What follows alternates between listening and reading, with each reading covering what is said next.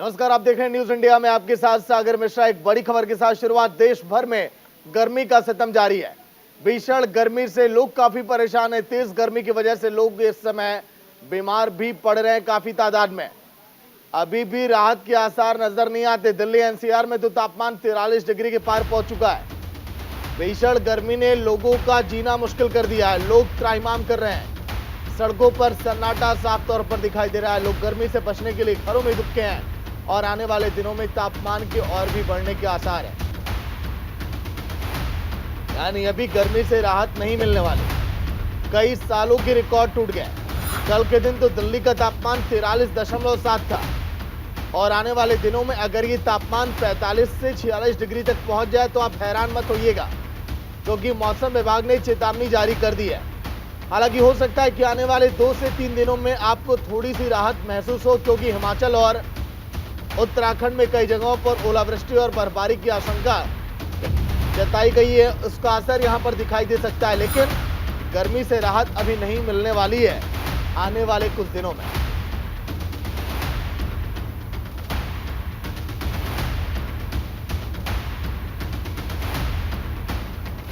भीषण गर्मी से लोग परेशान। हालांकि 10 से 15 दिन पहले जिस तरह से मौसम था, सोशल मीडिया पर तरह तरह की मीम्स तो जरूर वायरल हुई कि सावन ने दस्तक दे दी है, लेकिन उसके बाद मौसम ने जब अपने तेवर दिखाए।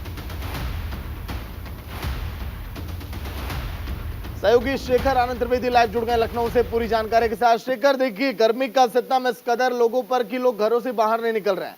दिल्ली में तो तापमान ने रिकॉर्ड ही तोड़ दिया कल के दिन। शेखर। बिल्कुल सागर, इसमें कोई दो राय नहीं है कि जिस तरीके से सूरज की तपिश बढ़ी है, लोग घरों में रहना ज़्यादा पसंद करें। मौसम विभाग ने भी कहा है कि आप घरों में रहें तो ज़्यादा सेफ रहेंगे। लेकिन राजधानी लखनऊ में आज बड़ा मंगल का त्यौहार है। जगह जगह भंडारे हो रहे हैं और लोग भक्तिभाव से बाहर उमड़े हुए हैं। इसके साथ साथ सागर, एक बड़ी खबर जो आज के लिहाज से है वो ये कि रिजर्व बैंक में नोट बदले जाने की प्रक्रिया है। यानी जो नोटों की गर्मी थी लोगों के पास में, उसको भी यहां पर कुछ तपिश महसूस की जा रही है। हम इस समय ठीक रिजर्व बैंक के बाहर हैं लखनऊ के, और मेरे साथ जो रीजनल डायरेक्टर हैं, क्षेत्रीय निदेशक हैं बालू कंचप्पा जी, वो इस समय मौजूद हैं। बालू साहब, ये बताइए कि रिजर्व बैंक में जो 2000 रुपए के नोट बदलने की प्रक्रिया आज से शुरू की गई है, किस तरीके की व्यवस्थाएं हैं और किस तरह से कस्टमर्स का ख्याल रखा जा रहा है? अभी ऐसा है, रिजर्व बैंक के इंडिया अलावा पूरा 19,000 ब्रांचेस जो है उत्तर प्रदेश में, पूरा ब्रांचेस में ये सुविधा है और सितंबर 30 तक ये सुविधा है। सार्वजनिक के लिए कोई चिंता नहीं होना चाहिए, क्योंकि बहुत टाइम दिया हुआ है। सो आराम से जाइए। अभी समर टाइम है, बाहर मत निकलिए और आराम से जाइए और आराम से एक्सचेंज कीजिए, कोई प्रॉब्लम नहीं है। अभी हमारा ऑफिस में आज खुला है, अभी भीड़ कुछ नहीं है। खाली अभी 11 बजे 12 बजे हो रहा है। अभी शायद 4 या 5 लोग आए हुए हैं अभी तक। अच्छा, किसी तरीके की आईडी भी लेकर के आनी है, या आपके पास अगर किसी कॉमन बैंक में मतलब अकाउंट होगा रिजर्व बैंक में तो मुश्किल ही है, तो ऐसे जो कस्टमर आ रहे हैं उनके लिए क्या निर्देश होंगे? निर्देश इतना ही है, जो नॉर्मल बैंकिंग में जो प्रैक्टिसेस फॉलो कर रहा था बैंक एक्सचेंज करने के लिए, वही फॉलो करना है और कुछ एडिशनल डॉक्यूमेंटेशन वगैरह तो जरूरी नहीं है। अच्छा, एक चीज़ और, कुछ लोगों ने जैसे आदत होती है, चाहे वो घर की महिलाएं हों या कुछ ऐसे लोग भी हैं जिनको गड्डियां दबाने का शौक होता है, तो वैसे तो आप 10 नोट बदल रहे हैं एक बार में, लेकिन फर्ज कीजिए कि लाख 2 लाख रुपए की रकम है, 5-10 लाख रुपए की रकम है, तो उनके लिए क्या प्रावधान है? वही हम यही बोला है, एट ए टाइम 10 नोट्स हम हमेशा, और नेक्स्ट डे अभी आ सकता है। आप चिंता मत कीजिए, अब आराम से आ जाइए, अब कोई प्रॉब्लम नहीं है। इतना ज़्यादा है तो अकाउंट में डिपॉजिट कर लीजिए, वो कोई प्रॉब्लम नहीं है। वो कोई प्रॉब्लम नहीं है। श्रद्धा जी भी हैं हमारे साथ। मैम, ये भी समझना चाहेंगे कि जिस तरीके से लोगों की एक परेशानी रही है, या बहुत सारे लोग ऐसे हैं जिनको ये लग रहा है कि ये डिमोनेटाइजेशन जैसा तो नहीं, रोड रद्द तो नहीं हो जाएंगे। हालांकि शक्तिकांत दास जी का ये वर्जन आया है, लेकिन कैसे ये प्रक्रिया अलग है? देखिए, ये जो 2000 ठीक है, चलिए शेखर लौट कर आऊंगा। फिलहाल सहयोगी नमित त्यागी दिल्ली से लाइव जुड़े हुए हैं, कानपुर से राहुल भदौरिया पूरी जानकारी के साथ। नमित, देश की राजधानी दिल्ली का माहौल कैसा है इस समय? हालांकि कहा यह जा रहा है कि आने वाले 2-3 दिनों में राहत मिलने की उम्मीद है। क्या जो उम्मीद लगाए बैठे हैं सही है ये कि यहाँ गर्मी से राहत मिलने वाली है? नमित। फिलहाल अगर हम दिल्ली की बात करें तो साल का सबसे गर्म दिन कल का माना गया है। कल जो टेम्परेचर था वो 43 के पार चला गया था कई जगह। और आज सुबह की बात करें, क्योंकि अभी अगर हम समय की बात करें तो 12 बज चुके हैं, लेकिन कई जगह अभी से ही तापमान जो है वो दिल्ली के अंदर 45 डिग्री पहुंच चुका है। हालांकि जो मौसम विभाग का कहना है वो आज देर रात यानी कि मंगलवार की शाम को दिल्ली के अंदर हल्की बारिश हो सकती है और कल और परसों यानी कि बुधवार और बृहस्पतिवार को दिल्ली के अंदर काले बादल छाए रहेंगे। हालांकि तापमान में इतनी ज्यादा गिरावट तो नहीं देखी जाएगी, लेकिन हल्की मोटी जो बूंदाबांदी है, हल्की बूंदाबांदी वो दिल्ली के कई इलाकों में देखी जा सकती है। फिलहाल जो लोग हैं वो गर्मी से परेशान हैं और जो शिकंजी और जूस का सहारा है वो ले रहे हैं। कई जगह जो तापमान है वो 45 डिग्री को क्रॉस कर गया है और यही वजह है कि लोग जूस, शिकंजी या फिर ठंडे पानी का सहारा लेकर इस गर्मी को दूर भगा रहे हैं। लेकिन निश्चित तौर पर कहे तो जो हीट वेव है उसका रेड अलर्ट जो है वो दिल्ली एनसीआर में जारी किया गया है।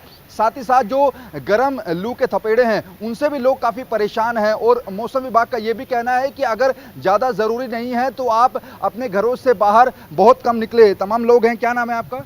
मनीष कुमार नाम होगा। मनीष जी, बताइए कि कल भी गर्मी काफ़ी ज़्यादा थी, क्या पिछले 2 दिनों में कुछ ज़्यादा गर्मी है? बिल्कुल बिल्कुल, ये लग रहा है मुझे इस महीने का सबसे ज़्यादा गर्म दिन हम लोगों को देखने को मिल रहा है।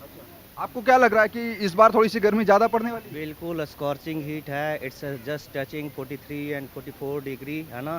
सो इट्स अ ट्रेमेंडस हीट है ना we are going through, but the fortunate enough that every now and then begin by the passing of a week we are soon getting a moderate climate, and hopefully we are just in a coming days or two there will be a moderate climate also.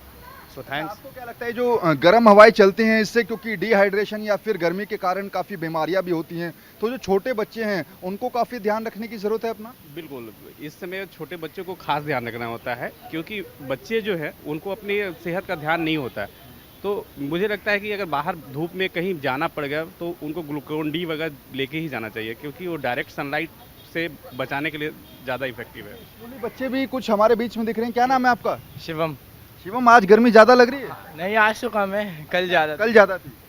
अच्छा, आपको भी आज कम लग रही है, ज़्यादा लग रही है गर्मी? आज कम है, कल ज्यादा थी बहुत। कल ज्यादा थी। अच्छा देखिए, क्योंकि अभी 12 बजे का वक्त है, जैसे सूरज और चढ़ेगा यानी कि जो 1 बजे, 2 बजे और 3 बजे का वक्त होता है उस समय जो सागर है वो तापमान और ज्यादा रफ्तार पकड़ता है। तो निश्चित तौर पर कल जो चीजें देखी गई थी, जो गर्म हवाएं चल रही थी दोपहर के समय में, क्या वो आज देखी जाएगी? हालांकि मौसम विभाग ने तो कहा है कि देर शाम तक। इस समय राहुल भी कानपुर से जुड़े हुए हैं। राहुल, चिलचिलाती धूप के कारण ऐसा लग रहा है कि मानो जिंदगी बेपटरी हो गई है। कल के दिन तो 43.9 डिग्री सेल्सियस दर्ज किया गया था कानपुर का तापमान, और कहा यह जा रहा है कि कल तक बारिश की भी संभावना है। मौसम वैज्ञानिक क्या अलर्ट दे रहे हैं कानपुर के लिए? राहुल।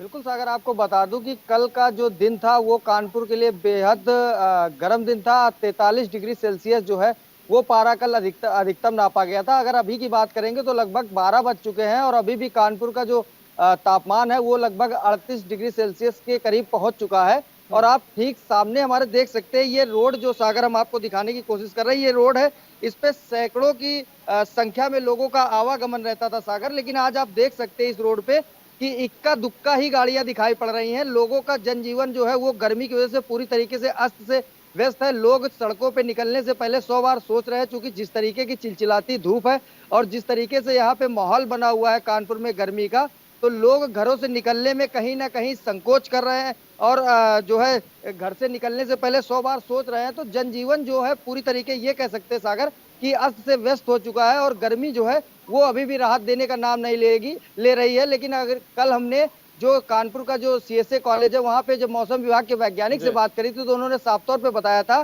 कि आज से लेकर 27 तारीख तक, यानी 23 से लेकर 27 तारीख तक हल्के मानसून की आशाएं हैं और हल्की बारिश हो सकती है, बूंदाबांदी हो सकती है, लेकिन जो प्रॉपर मानसून है वो अभी नहीं आना है, वो जून के बाद ही आएगा सागर जी। चलिए, शुक्रिया राहुल आपका, शेखर आपका, नमिता आपका पूरी जानकारी के लिए। एक और बड़ी खबर की तरफ रुख करेंगे। पीएम नरेंद्र मोदी के ऑस्ट्रेलिया दौरे का आज के दिन दूसरा दिन है। भारतीय समुदाय को संबोधित करेंगे पीएम मोदी। सिडनी के ओलंपिक पार्क में स्वागत समारोह कार्यक्रम में 25,000 लोगों ने रजिस्ट्रेशन यहाँ पर कराया। ऑस्ट्रेलियन संस्था इसकी मेजबानी कर रही है और आयोजकों में पीएम के बचपन के दोस्त भी शामिल है। बचपन की दोस्त अब्बास से मुलाकात करेंगे। सब बस नर्वस है, ऐसे प्रैक्टिस कर रहे हैं। हम महिषासुर मर्दिनी करने वाले भरतनाट्यम। हाँ।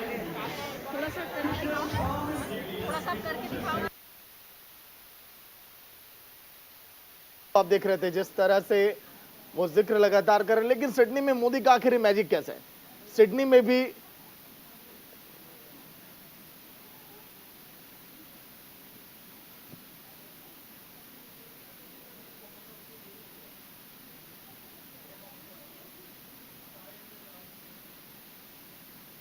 तो सिडनी में हर हर मोदी की गूंज आज के दिन आपको सुनाई देगी जब पीएम नरेंद्र मोदी 25,000 भारतीय प्रवासियों को संबोधित करेंगे।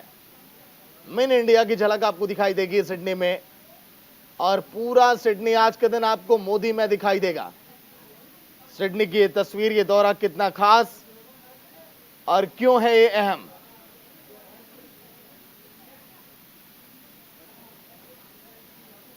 तो सिडनी का ये दौरा क्यों अहम है,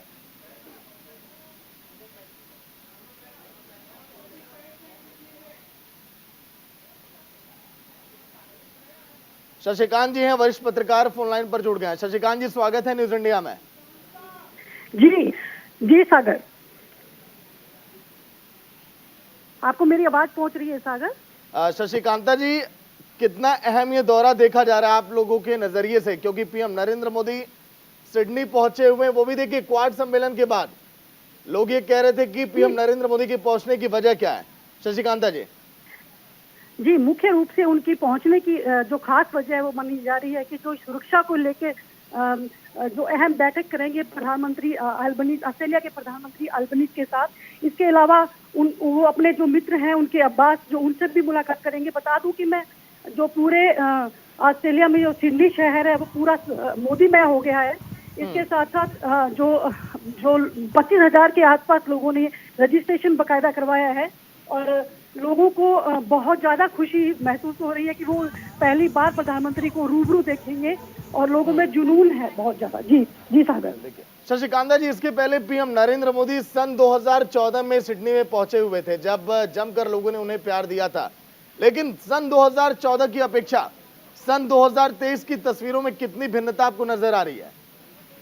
ये लोगों में बहुत ज्यादा जुनून है उनसे मिलने का। इसके साथ साथ प्रधानमंत्री कई मुद्दों पे मुलाकात करेंगे, कई मुद्दों पे बातचीत करेंगे। इससे पहले उन्होंने सुरक्षा को लेके जो भारतीय समुदायों पे जो हमले हो रहे थे, उन्होंने उससे पहले इससे भी बातचीत की थी। लेकिन इस बार भी कई जो इस तरह की घटनाएं जो ऑस्ट्रेलिया में हुई थी, क्योंकि खालिस्तानी मुद्दा भी था और भी बहुत से मुद्दे थे, जिसके कारण वो अहम बैठक इसी मुद्दे पे करने जा रहे हैं। जी जी। लेकिन शशिकांता जी, इस बैठक को कितना अहम माना जाए, क्योंकि भारत और ऑस्ट्रेलिया के रिश्तों को लेकर और वहां पर लोग कितने उत्साहित हैं, आगे क्या रणनीतियां बन सकते हैं इस मुलाकात के बाद? जी, लोगों में बहुत ज्यादा उत्साह देखने को मिला है। लोग बहुत ज्यादा खुश हैं।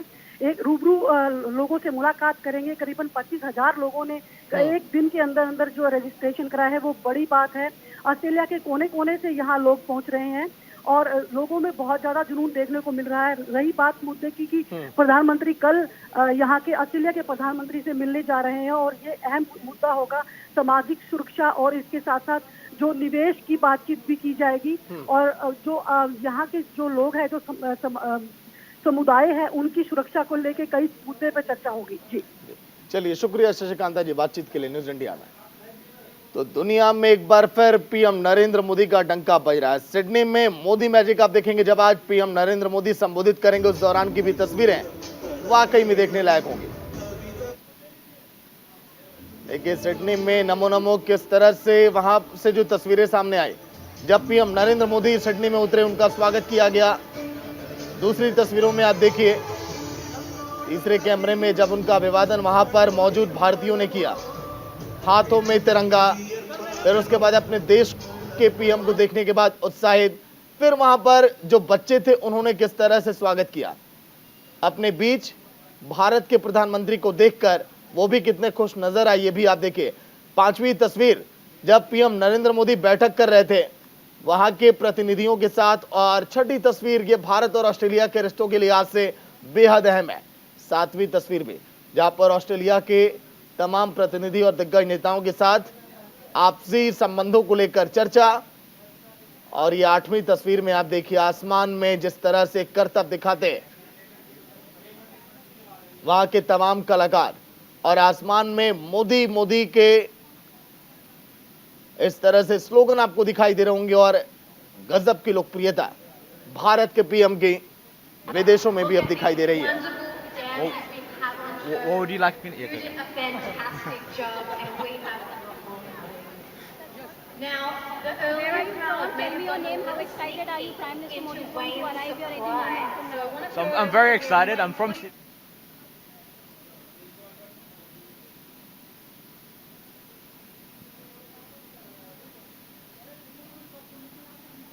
तो ये तस्वीरें सिडनी की हम आपको दिखा रहे हैं। पीएम नरेंद्र मोदी के दौरे से जुड़ी ये सारी तस्वीर।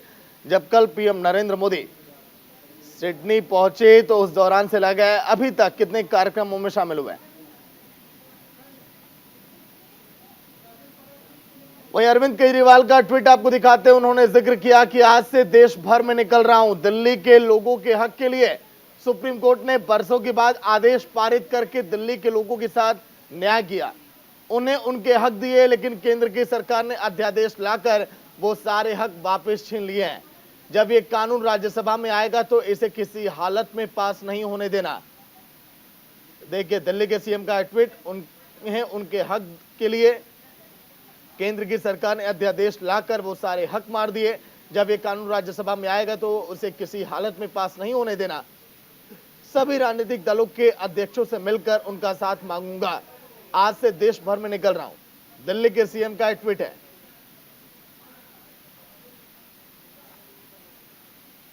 तो उन्हें उनके हक दिए, केंद्र की सरकार ने अध्यादेश लाकर वो सारे हक वापस छीन लिए। पूरे देश भर में तमाम अब विपक्षी नेताओं के साथ मिलकर उनसे सहयोग मांगेंगे दिल्ली के सीएम।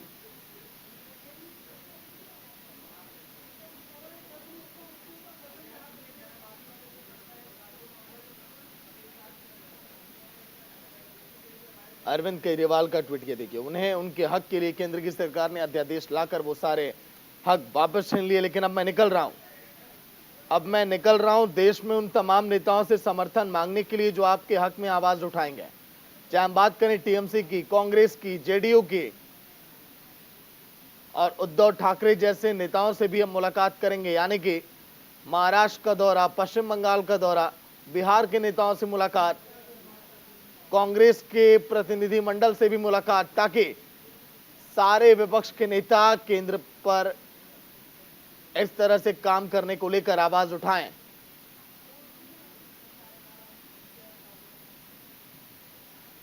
तो चलिए एक बड़ी खबर, आम आदमी पार्टी का दिल्ली पुलिस पर बदसलूकी का आरोप। मनीष सिसोदिया से बदसलूकी का आरोप है। दिल्ली पुलिस को बदसलूकी करने को किसने कहा है? केजरीवाल ने कहा है। केजरीवाल ने ट्वीट कर आरोप ये लगाए कि दिल्ली के पूर्व डिप्टी सीएम सिसोदिया के साथ बदसलूकी की जा रही है। आखिर यह अधिकार किसने दिया है? बदसलूकी करने के लिए किसने कहा है? केजरीवाल ने यह भी सवाल अब किया है।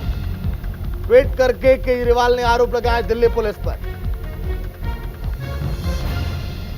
अरविंद केजरीवाल लगातार हमलावर हैं केंद्र की सरकार पर और दिल्ली पुलिस पर, क्योंकि दिल्ली के पूर्व डिप्टी सीएम के साथ आखिर ऐसा व्यवहार क्यों, बदसलूकी क्यों?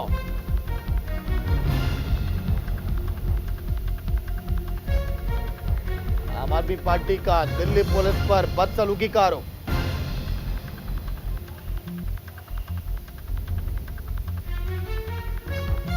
अरविंद केजरीवाल ने कहा कि दिल्ली के पूर्व डिप्टी सीएम के साथ बदसलूकी की जा रही है। ये करने का अधिकार आखिर किसने दिया? क्या ये सही है?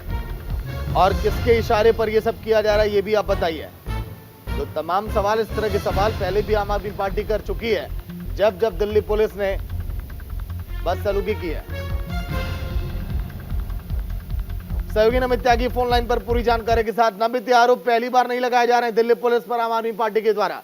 इसके पहले भी कई बार बदसलूकी की जा चुकी है, लेकिन इस बार दिल्ली के पूर्व डिप्टी सीएम के साथ। नमित, देखिए बिल्कुल, रावसाहेबनी कोर्ट में आज जब मनीष सिसोदिया की पेशी हुई तो उनसे मीडिया के जो लोग थे उन्होंने सवाल पूछा कि केंद्र सरकार जो अध्यादेश लेकर आई है सुप्रीम कोर्ट के फैसले के खिलाफ, उस पर आप क्या कहना चाहेंगे? तो मनीष सिसोदिया कुछ बोलना चाह रहे थे, लेकिन उससे पहले ही जो उनके साथ जो दिल्ली पुलिस के लोग थे उन्होंने उनको पकड़ा और जबरन जो है आगे की तरफ लेकर गए। ये इस तरीके की बदसलूकी पर अरविंद केजरीवाल ने भी ट्वीट किया है और उन्होंने कहा है कि क्या पुलिस को इस तरीके से मनीष सिसोदिया के साथ दुर्व्यवहार करने का कोई अधिकार है? क्योंकि मनीष सिसोदिया ये भी कहते हुए नजर आए कि मोदी जी को अब अहंकार हो गया और केजरीवाल के जो कामों को रोकने के लिए मोदी जी किसी भी हद तक चले जा सकते हैं। तो इस तरीके से मनीष सिसोदिया ने जो अध्यादेश केंद्र सरकार का है उस पर भी कटाक्ष किया। लेकिन जब ये सब कुछ वाकया हो रहा था तो उस दौरान जो वीडियो में साफ तौर पर नजर आ रहा है कि मनीष सिसोदिया की गर्दन के ऊपर से पकड़कर पुलिस वाले उनको कोर्ट रूम के अंदर ले जाते हुए नजर आ रहे हैं जी। लेकिन क्या कुछ और बयान आया किसी और नेता की तरफ से? देखिए, अभी तो केवल जो दिल्ली के शिक्षा मंत्री हैं आतिशी, पहले उन्होंने भी ट्वीट किया और उन्होंने कहा कि ये बिल्कुल भी बर्दाश्त के लायक नहीं है कि दिल्ली के जो पूर्व डिप्टी सीएम है उनके साथ दिल्ली पुलिस ने इस तरीके से व्यवहार किया और वो भी कोर्ट के अंदर। उसको ही कोर्ट रिट्वीट करके अरविंद केजरीवाल यानी कि दिल्ली के मुख्यमंत्री ने भी अपना जवाब दिया है। तो फिलहाल तो अमित बहुत बहुत शुक्रिया पूरी जानकारी के लिए। बड़ी खबर जो आप देख रहे थे, केजरीवाल ने आरोप लगाया दिल्ली पुलिस बदसलूकी कर रही है। एक और बड़ी खबर जो आपको बताने जा रहे हैं, एक और बड़ी खबर, इमरान खान की पत्नी बुशरा बीबी को जमानत मिल गई है। इस्लामाबाद कोर्ट ने जमानत दी, 31 मई तक अंतरिम जमानत दे दी गई। इमरान खान के लिए अब ये राहत की खबर है। इस्लामाबाद कोर्ट ने जमानत दे दी है, लेकिन सवाल कई सारे थे। इमरान खान खुद ही कह रहे थे कि 80% ये चांस है कि हमारी गिरफ्तारी हो जाएगी।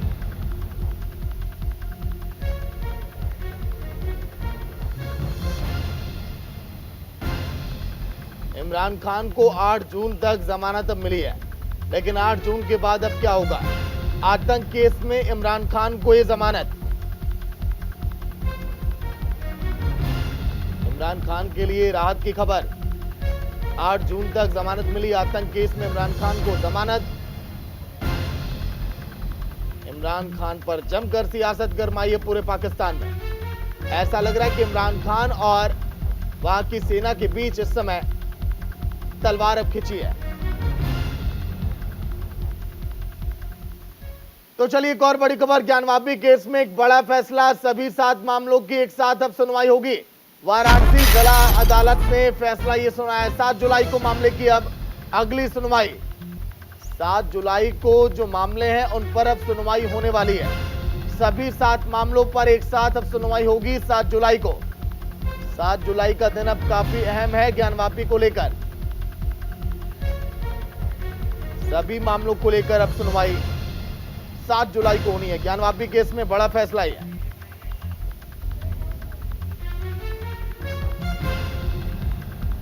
वाराणसी जिला अदालत ने फैसला ये सुनाया है, तो क्या अब माना जाए कि 7 जुलाई को फैसला आ जाएगा?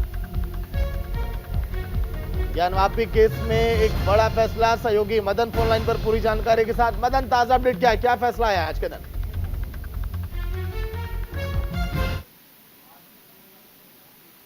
मदन, आवाज मिल पा रही है आपको? हाँ, आवाज मिल रही सर, आवाज मिल रही है।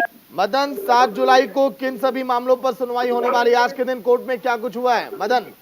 जी सर, बिल्कुल ये बताना चाहूंगा। जिस तरह से ज्ञानवापी श्रृंगार गौरी का जो मामला चल रहा था उसमें जो है ना 7 मामलों में जो है कहा जाए तो उनको समेकित करने के लेकर के जो है 4 बादी महिलाओं के द्वारा याचिका डाली गई थी, जिसको कहा जाए कि कल जो है जिला जज की अदालत ने जो है उसको जो है सुरक्षित रख लिया था। आज ये फैसला आया है कि जो सभी 7 जो केस है जो अन्य आदि कहा जाए तो 4 बादी महिलाओं के द्वारा जो डाले गए थे, तो जिसमें जो है अब जो है 7 जुलाई को जो ये जो एक साथ जो है सुनी जाएगी। तो इसमें अगर कहा जाए जिस तरह से पहले अलग अलग लोग जो है याचिका दायर किए थे, याचिका दायर करने के बाद जो है अब जो है आज ये फैसला आया है और ये जो है अब 7 जुलाई को जो है रखा जाएगा। जी चलिए, शुक्रिया मदन पूरी जानकारी के लिए।